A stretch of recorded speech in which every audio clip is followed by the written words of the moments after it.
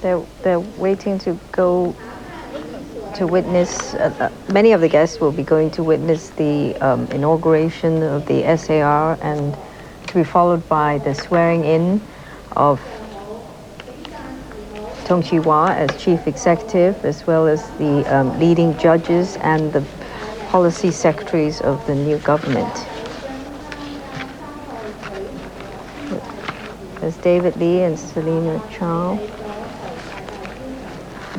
Mr. Lee Ka-shing.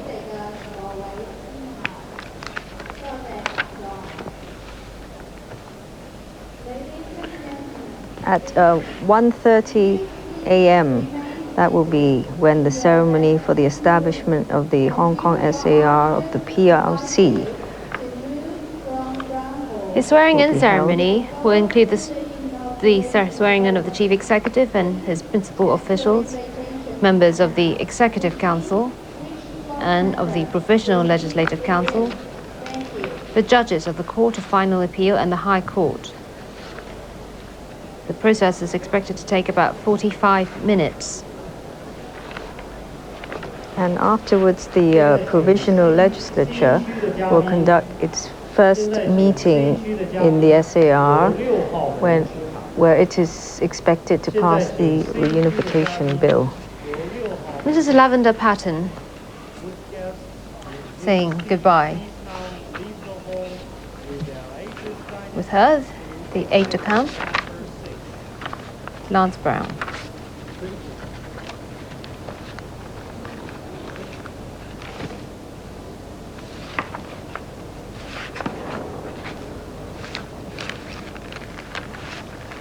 British delegation gradually going into the cars now.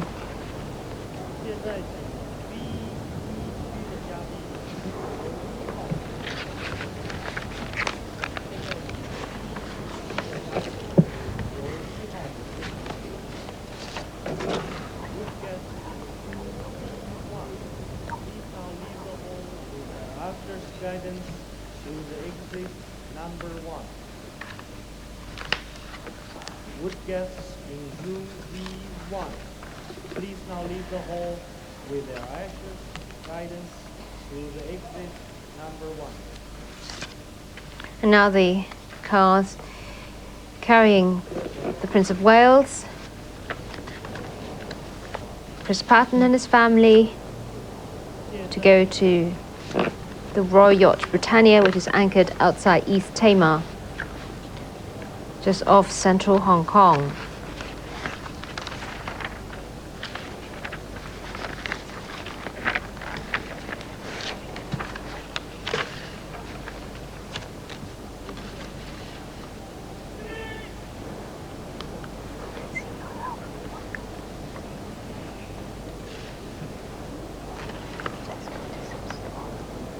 This will be one of the last sailings of the Royal Yacht Britannia before it's decommissioned.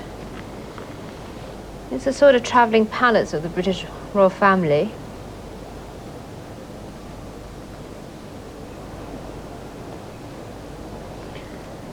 British delegation now going down the new road just behind the convention centre, a short journey down to East Tamar.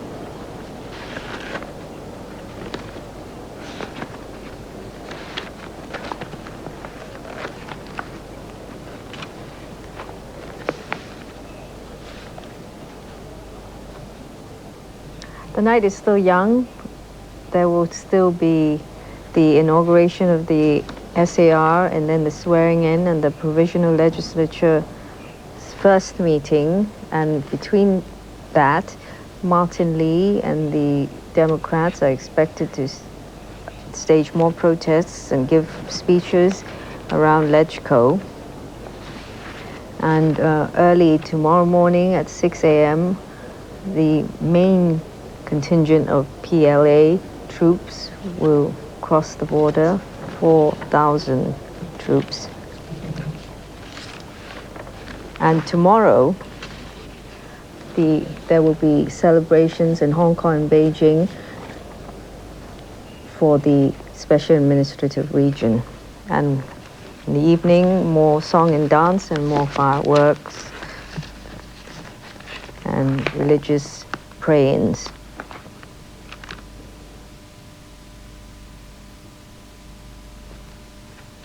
Very quiet night in a usually very busy city. Of course, this area has been closed off to the public for the handover ceremony.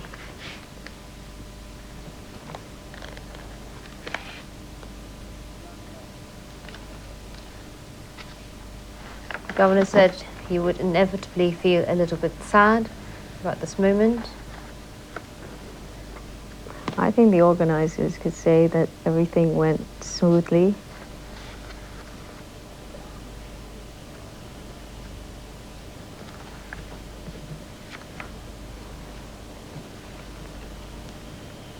Police escort with the British delegation behind.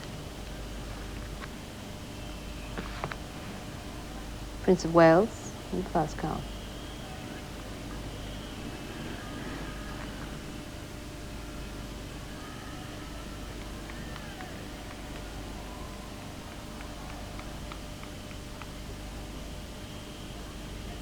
A crowd there at East Tamar to watch the final departure of Mr. Christopher Francis Patten and his family. He came here in 1992 to be the 28th and last British governor of Hong Kong.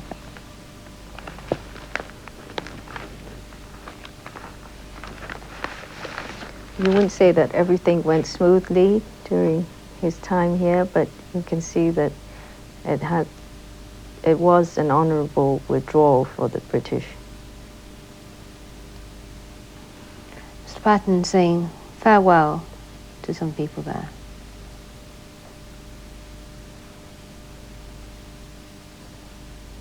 Mingling with the people as he had always liked to do.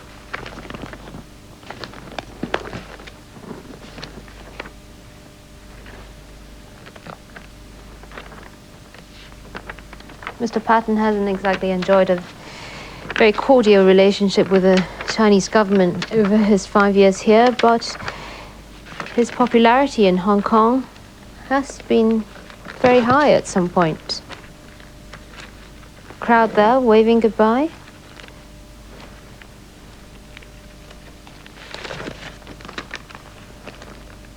The last governor described Hong Kong as a Chinese city with British characteristics.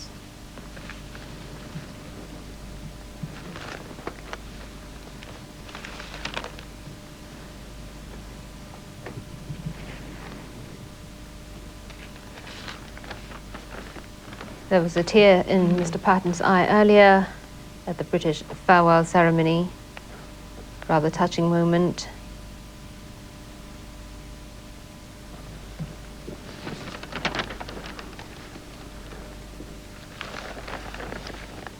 Swarmed by the media. And that's the Royal Yacht Britania, a steamship, sort of floating palace of the British royal family. Came specially here for this event.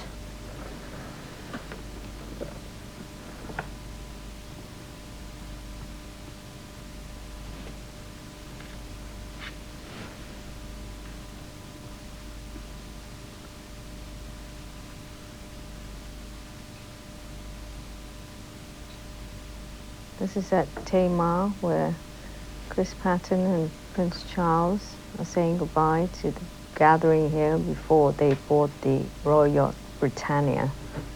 I believe this is the yacht's last voyage before it will be decommissioned.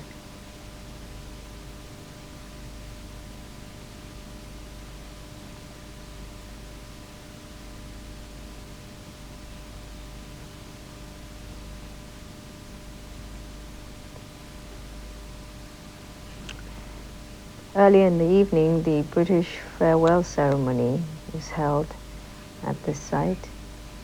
And behind, oh, this is Prince of Wales again.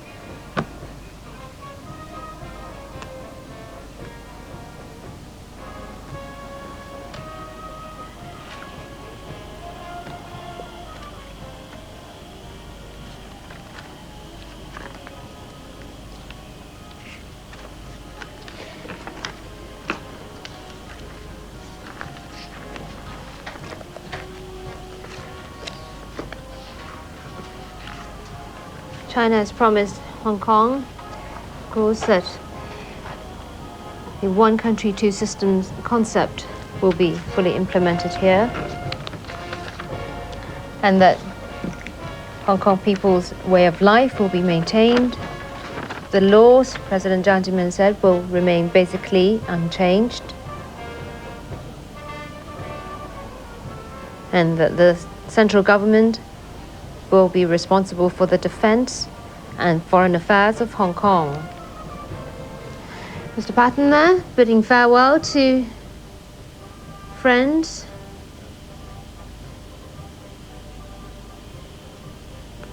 At East Timor. Jiang Zemin, in his speech, also said that Hong Kong, the exercise of resuming sovereignty over Hong Kong for China is both a festival for the Chinese nation and a victory for the universal cause of peace and justice.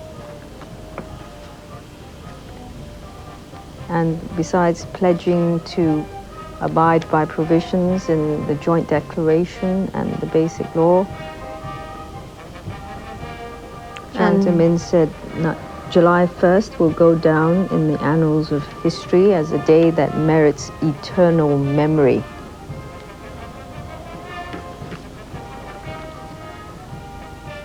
Chris Patten there, saying goodbye. The Prince of Wales said in his speech at the handover ceremony, "We shall not forget you," to the people of Hong Kong.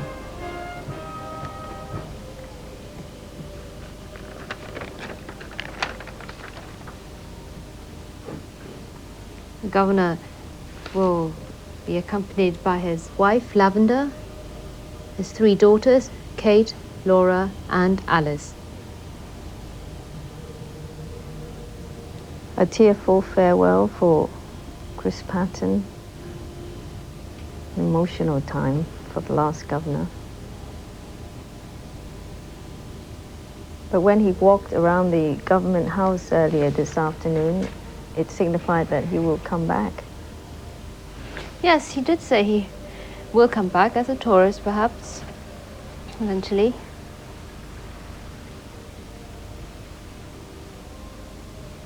But for the time being, he will be going to France.